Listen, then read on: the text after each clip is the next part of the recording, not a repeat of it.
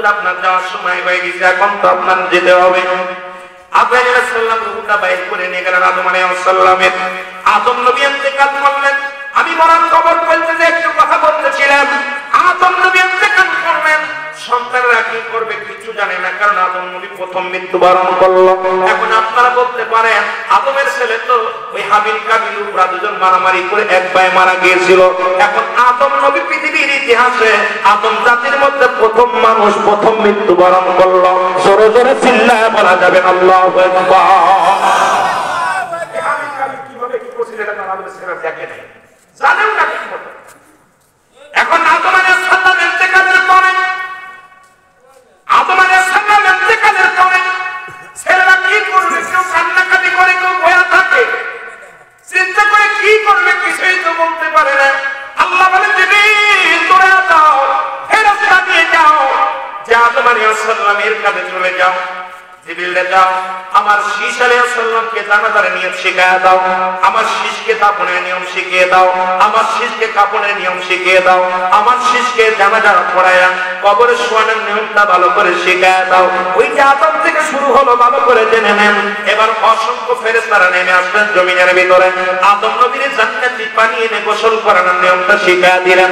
এই পানিটা গরম করলেন, একটু উমা গরম করলেন। ওই জান্নাতি মুসলমান সিদরাতুল মুনতাহার মুসলমান শুনে নেন, ওই যে জান্নাতি একটা বড়ই গাছের পাতা, ও মুসলমান ওই পাতাটা আনিয়া গরম পানির মধ্যে দিলেন। যেখানে জান্নাতুল মাওয়ার গেটে আছে, ওই গেটের মধ্যে একটা গাছ লাগানো আছে, সেই গাছের নাম হলো বড়ই গাছ। আবার জাহান্নামের গেটে একটা গাছ লাগানো আছে, যে গাছের নাম হলো মুসলমান জাক্কুম নামে কাঁটাযুক্ত গাছ।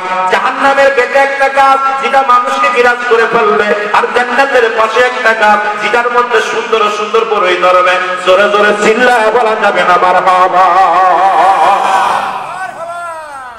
আমার ভাইরা, আমার বন্ধুরা, আমার সব নিয়ম কানুন শিখিয়ে দিলেন।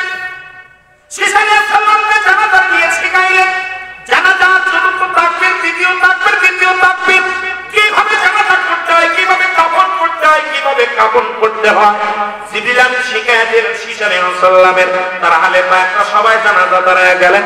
আদম নবীর জানাজার নামাজ আদায় করলেন নিজের ছেলে হইয়া, বাবার জানাজার নামাজ পড়াইলেন। ধরে ধরে বলেন মারহাবা। আর আমাদের ছেলেরা একটাও জানাজার নিয়ত জানে না। এখানে মাদ্রাসা অতি আনন্দের বিষয় হলো মাদ্রাসায় সন্তানগুলো দেন, এই ছেলেগুলো যেন জানাজার নিয়মটা জানে, জানাজার দোয়াটা পড়তে পারে, কবর জিয়ারত করতে পারে। এই ছেলেগুলো যেন আপনার আমার জন্য দোয়া করতে পারে। এই মুসলমান শুনে নাও, কারণ এমন সন্তান দেখে যান যে জন্য 6টা কোরআনের সূরা জানতে পারে, কয়েকটা বাজার হাদিস জানে, শরীয়তের বিধান জানে, তরিকাতের বিধান জানে। এমন সন্তান তুমি রেখে দাও যে সন্তান আপনি মারা যাওয়ার পর ওই কবরের পাশে দাঁড়ায় দোয়া করবে, রব্বির গামহুমা কামা রব্বায়ানি সগীরা। জোরে জোরে চিল্লায় বলা যাবে না মারহাবা। এমন সন্তান থেকে যাও। আমার ভাইয়েরা, আমার বন্ধুরা, 2 নম্বর বিপদ হলো কবর। কবর বলতে বুঝায় আমরা মানুষের এই যে 4 হাত রক্ত করে মানুষকে রেখে দেওয়া হয়, আমরা মনে করি এটার নাম কবর। বাবার সময় অনেকেই আগুনে পোড়ায় যায়, তার কবর কোথায়? যারা পানিতে ডুবে মারা যায় তাদের কবর কোথায়? যাদের আঙ্গুল কুমিরে খেয়ে ফেলে তাদের কবর কোথায়? কবর বলতে বোঝায় মানুষের মৃত্যুর পর থেকে শুরু করে কিয়ামত পর্যন্ত জগৎ থেকে বলা হয় কবরের জগৎ। এই কবরে যেদিন যাইতে দিবে, এই কবরে শোয়ানো পর একজন ফেরেশতা আপনার কবরে আসবে। সেই ফেরেশতার নাম হলো নুমান ফেরেশতা। কি ফেরেশতা? জোরে বলেন কি ফেরেশতা? আমরা জানি কবরে শোয়াইলে মুনকার নাকির আসবে, মুনকার নাকির আসার আগে একজন ফেরেশতা আসবে, তার নাম হলো নুমান ফেরেশতা। তাদের ভিতরে থাকবে 2 টুকরা কাগজ। আসিয়া বান্দার উঠাইবে, বান্দা ওঠো, ডাকতে বলবে জুবায়ের সাহেব ওঠো।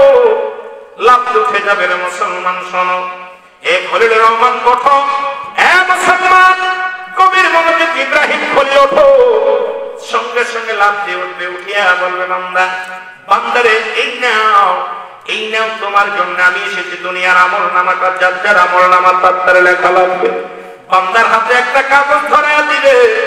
এইবার বান্দা দেখবে 60 বছরের জিন্দেগি কত রাকাত নামাজ পড়েছিলাম, কত জায়গায় ইসলামের দাওয়াত দিয়েছিলাম, কত জায়গা দান খয়রাত করেছিলাম, কত জায়গা ভালো কর্ম করেছিলাম। বান্দার হাতের মধ্যে যখন কাগজটা দিয়ে বলবে বান্দা লেখো, বান্দা বলবে আমি লিখতে পারি না রে, আমি লিখবো কেমনে, আমার কাছে তো কলম নাই। নবান ফেরেশতা বলবে বান্দা কলম হলো তোমার জান্নাতের শাহাদাত আঙ্গুল মুবারক। ও বান্দা এই আঙ্গুল মুবারক হলো তোমার কলম। আমার দেশের অনেক আলেম ওলামা এই হাতে চুন খায়, আমি তোদের হাতে ধরে বলে যাই, পায়ে ধরে বলে যাই, এই আঙ্গুলটা চুন খাওয়ার জন্য নয়, এই আঙ্গুলটা হবে কবরের ভিতরে তোমার আমলনামা লিখতে হবে। এই যে কেরামন কাতিবিন যে আমলনামা লিখে রাখছে, প্রতিটা আমলনামা তার আমলনামা তার লেখা লাগবে। বান্দা ডাকতে বলবে আমি কলম পাইলাম, কালি পাবো কই? বলে বান্দারে কালি হলো তোমার মুখের দুটো মুবারক। আপনাদের হাতে ধরে বলে যায় এই মুখ দিয়ে বিড়ি খাবেন না, এই মুখ দিয়ে বিড়ি সিগারেট খাবেন না, এই মুখ দিয়ে মুসলমান গাঁজায় টান মারবেন না, এই মুখ দিয়ে মদে টান মারবেন না, এই মুখ দিয়ে মানুষকে কষ্ট দিবেন না, এই মুখ দিয়ে কাউকে গালি দিবেন না, এই মুখ দিয়ে কোনোদিন হারাম জিনিস ভক্ষণ করবেন না। এই মুখের দুটো মুবারক হবে আপনার কালি। বান্দা ডাকতে বলবে আমি কালি পাইলাম, এখন কাগজ পাবো কই রে? নোমান ফেরেশতা ডাকতে বলবে বান্দা এই যে কবরে যে অসমান 3 টুকরা সাদা কাপড়ের কাপড় দিয়ে দিই, এক টুকরা কাপড়ের কাপড় টানলে খুলে নেবে, নিয়ে বলবে বান্দা এই নাও, এইটা তোমার কাগজ। ওই কাপড়ের ভিতরে মিনিটের মধ্যে তোমার লেখা হয়ে যাবে, সেকেন্ডের মধ্যে কম্পিউটারের মতো লেখা হয়ে যাবে। এবারে ডাক্তার কাছ থেকে কিনে নিবে, কিনে নিয়ে আবার একটা কাগজ ধরে দিবে, এইটা হলো তোমার বহুত আমল। এই 80 বছরের জিন্দেগি কত রাকাত নামাজ ছেড়ে দিছিলা, কত জায়গা বেগানা মহিলা নিয়ে ঘোরাঘুরি করছিলা, কত জায়গা তুমি বেগানা পুরুষের সঙ্গে চলাফেরা করেছিলা, কত জায়গা তুমি জিনা ব্যভিচার করেছিলা, কোথায় তুমি গোপনের ভাঙ্গিলা।